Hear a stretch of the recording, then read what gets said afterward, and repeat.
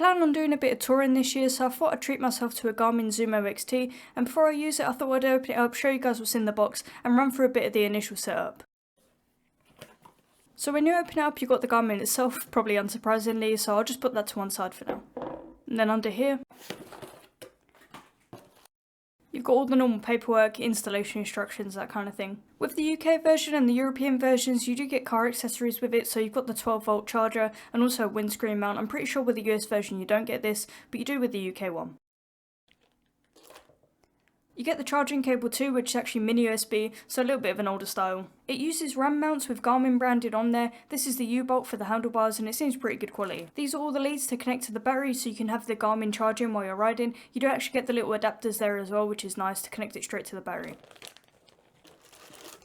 Here you've got some more RAM mount parts. I have actually already put these ones together. So this is the ball adapter and that's the mount that the GPS actually sits on. You just screw those together, it comes with the screws. And this is where you wire it through so you can have the GPS powered as you're riding, and that's really handy. And then you've also got just a normal RAM short extension arm, which is pretty nice. And then in the bottom of the box you've just got some zip ties to help you connect everything together, and that's pretty much everything, so I'll chuck that all to one side and we can look at the Satnav itself. One thing the Satnav doesn't come with, and I'm pretty unimpressed for the price, is some kind of carrying case or pouch, because the Satnav doesn't lock onto the bike, you can't leave it there. As you can see, it just sits on the bike like that, so you want to take it off and take it with you. But if you're putting this in and out of your pocket day in day out, eventually you're going to scuff it up and scratch it up, and you don't really want that. I think Garmin do sell a pouch for it for about £20, but I grabbed this one off of Amazon for £10. And it seems pretty good. It has a little sleeve in there, so I usually just put a microfiber cloth and the charging cable. But for a £300 device, I don't know why a £10 or £20 case wasn't included, and I find that really disappointing. One thing I will say about charging this Satnav is it was completely dead when I got it out of the box, and I had it plugged into this wall adapter for like a couple of hours, and when I took it off it still wouldn't turn on. And then I saw that this is actually a 1 amp wall adapter, and this needs at least 2 amps to charge, so if you haven't got a fast charger then try plugging it into a PC, or in the end I just plugged it into an extension strip straight into the wall that had a USB port, because if you're trying to charge it with something that's very low powered like this, you're going to have it on charge for hours and it's not going to power up and you're going to think it's dead.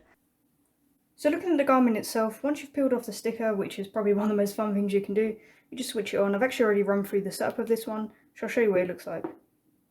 So once you start it up, you've got this user agreement thing that you need to agree to. And on the first time you start it up, it will ask you if you want to connect to your Wi-Fi, which I've already done. It found my Wi-Fi really quickly and let me log in, which is great. It will also ask you if you want to connect to the Garmin Drive app, which I haven't done yet. That's an app that you install on your phone. You connect your phone to the Satnav, and then you can get live weather and traffic updates. Like I say, I haven't done that yet, but I am going to do it before my next trip because live traffic updates I think is really useful. And it will also ask you if you want to connect to a Bluetooth device, so I've got this connected to my Senna. And then that way I can listen along to directions while I'm riding, which I think is really useful. The screen itself is really bright and really clear, it's really easy to see, and I have used this a couple of times and it's been great. I find that when I'm indoors it does struggle to get a signal a little bit, I'm not sure if you can see that. So sometimes if you're trying to plan a route indoors it doesn't really work very well, but as soon as you go outside and put it on the bike it's completely fine. One thing I was really impressed by is this screen is glove friendly, even if you don't have touchscreen compatible gloves, so I'll show you both on my summer and my winter gloves. So these don't work when I'm trying to use my phone with them, you know, I can press as hard as I want, they just don't work.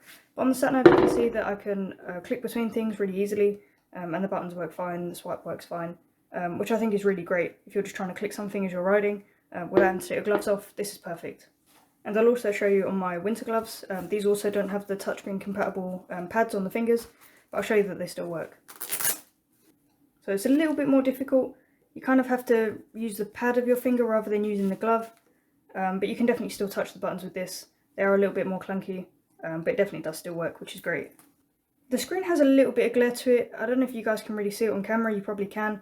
And I found that I had it on about half brightness when I was riding in bright sunlight, and yeah, it was really glary. I couldn't really see the screen very well. So I think in bright sunlight you will have to have it on full brightness.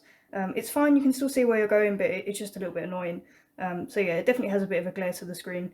But again, I'll just have to use it on some longer trips before I can really get a feel for it. And these my initial impressions, I think you have to have it on full brightness really. I haven't had it hardwired into the bike yet, and the longest I've used it on its own battery on half brightness was about 3 or 4 hours over 2 days. So it definitely has enough battery in it for maybe a day trip or, you know, one long ride or something. But if you're going on multi-day trips where you're not going to be able to charge it in between, you definitely want to get it hardwired, and I'm definitely going to do that at some point. But overall, my initial impressions are good. Once I've used it a little bit more, I can make a full review on it, all of the features, all of the drawbacks. But yeah, hopefully that gives you a little idea of what comes in the box and what it's like when you switch it on for the first time. And hopefully that's useful if anyone's looking to buy one. Let me know if you've got one or if you've used anything similar. In the meantime, safe riding, and I'll see you in the next one.